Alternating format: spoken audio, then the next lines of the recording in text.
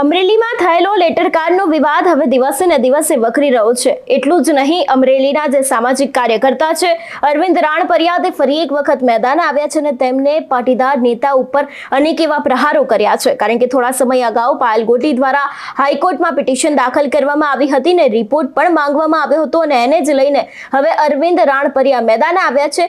સૌથી પહેલા તો તેમને આ વિષયને લઈને શું કહ્યું હતું તે દરેક વાત કરવાની છે આજના વિડીયોમાં। નમસ્કાર, હું હંસિની અને તમે જોઈ રહ્યા છો નિર્ભય ન્યૂઝ। પાટીદાર દીકરી પાયલ ગોટીને હજી સુધી ન્યાય મળ્યો નથી અને તેના માટે જ થઈને તેમને હાઈકોર્ટમાં પિટિશન દાખલ કરી હતી। એટલું જ નહીં, જે નિલિપ્ત રાય દ્વારા તપાસ કરવામાં આવી હતી તે તપાસનો રિપોર્ટ પણ તેમના દ્વારા માંગવામાં આવ્યો હતો અને હવે આ જ વિષયને લઈને અરવિંદ રાણપરિયા મેદાન આવ્યા છે। તેમણે એમ પણ કહ્યું કે પાટીદારના નેતાઓ અત્યારે હાલ શું કરી રહ્યા છે તેવા પણ અનેક સવાલો તેમના દ્વારા ઊભા કરવામાં આવ્યા છે। સૌથી પહેલા તો તેમને સાંભળીએ કે તે આ વિષયને લઈને શું કહી રહ્યા છે। નમસ્કાર ગુજરાત રાજ્યની જનતાને, નમસ્કાર અમરેલી જિલ્લાની જનતાને, નમસ્કાર પાટીદાર સમાજના આગેવાનોને। ચુલ્લુભર પાણીમાં પાટીદાર સમાજના આગેવાનોએ ડૂબકી લગાવી અને પ્રાણનો ત્યાગ કરવો જોઈએ। એક દીકરીને હાઈકોર્ટ સુધી ન્યાય માટે ભીખ માગવા જવું પડે। પાટીદાર સમાજ ક્યાં ગયો? નરેશભાઈ પટેલ ક્યાં ગયા? જયેશભાઈ રાદડિયા ક્યાં ગયા? આને તમે પાટીદાર સમાજ કહો છો? આવો હોય પાટીદાર સમાજ? એક દીકરીને ન્યાય ન અપાવી શકે? 2 મહિનાથી દીકરી રાતને દિવસ ન્યાય માટે ભટકે છે। રાજ્યના ગૃહમંત્રીશ્રી, વિધાનસભામાં તમે એક લેડીઝ પોલીસ ઓફિસરના વખાણ કરી શકો તો પાટીદાર સમાજની દીકરી પાયલ ગોટીને ન્યાય આપવા માટે કેમ વાત નથી કરતા? શું કામ ગુનેગારોને બચાવો છો?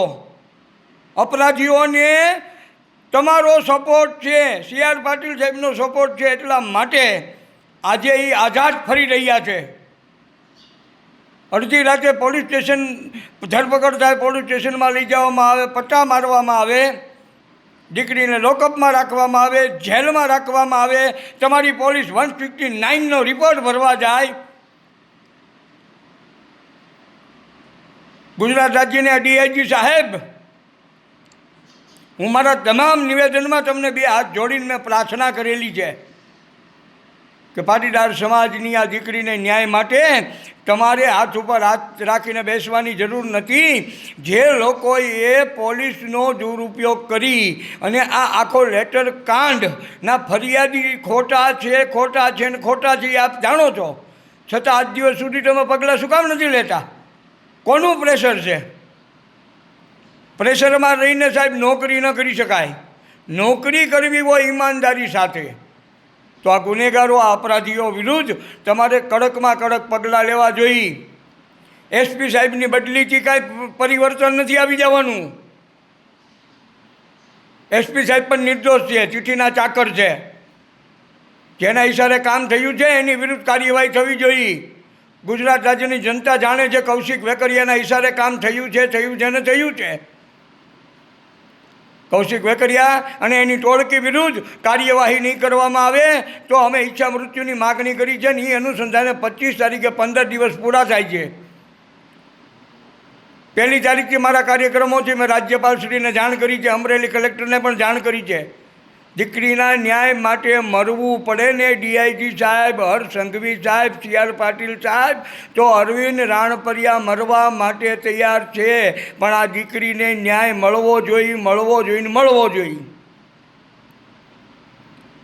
રહી વાત પાટીદાર સમાજના ઠેકેદાર શ્રીઓ, તમે હાથે પાટીદાર સમાજના ઠેકેદારો બન્યા છો। કોઈ ઇલેક્શન નથી થયું, ખોડલધામ કાગવડ ધામ બનાવ્યું, મા ખોડલનું પવિત્ર સ્થાન બનાવ્યું, અભિનંદનને પાત્ર છે। નાના માણસથી લઈને મોટા માણસ સુધીનો એમાં સિંહ ફાળો છે। જ્યારે સમાજને જરૂર પડે છે ત્યારે તમારા રાજકારણો આડા આવે છે। મૂકી દો સમાજ સેવા। તમારી જેવા સમાજને માણસોની જરૂર નથી સાહેબ। સમાજ તો એમને પણ જીવી જાણે છે। તમે સમૂહ લગ્ન કરશો અને પાટીદાર સમાજની દીકરીઓ સાસરે જશે? આ દીકરીને ન્યાય માટે પાટીદાર સમાજે આગળ આવવું જોઈએ। આજ સુધી આવ્યો નથી। કોનું બીક છે તમને, કોનું પ્રેશર છે? મને શંકા છે કે તમારા પોતાના આડાવાળા ધંધાઓને લીધે તમે સામા આવતા નથી. રાજ્ય સરકારથી બીવો છો. આવડો મોટો સમાજ છે આપણો. રાજ્ય સરકાર આપણીથી બીવી જોઈએ, એની બદલે રાજ્ય સરકારથી જ્યારે આપણે બીતા ફરીએ છીએ. સમાજના ઠેકેદારોને મારી વિનંતી છે, રાજીનામા દઈ દો. તમે સમાજને લાયક નથી. એક સમાજની દીકરીને ન્યાય નથી અપાવી શક્યા. મારી વિનંતી છે બે હાથ જોડીને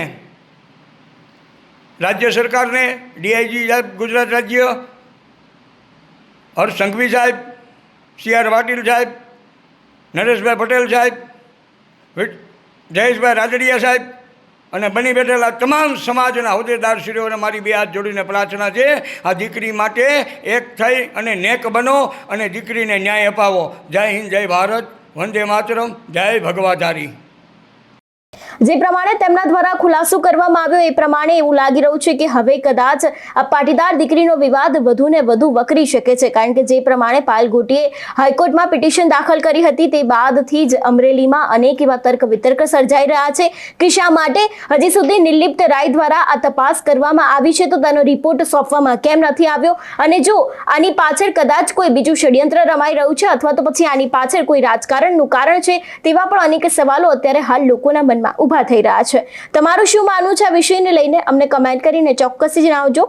તેની સાથે જ અમારી ચેનલ નિર્ભય ન્યૂઝને લાઇક, શેર અને સબસ્ક્રાઇબ કરવાનું ભૂલશો નહીં. નમસ્કાર.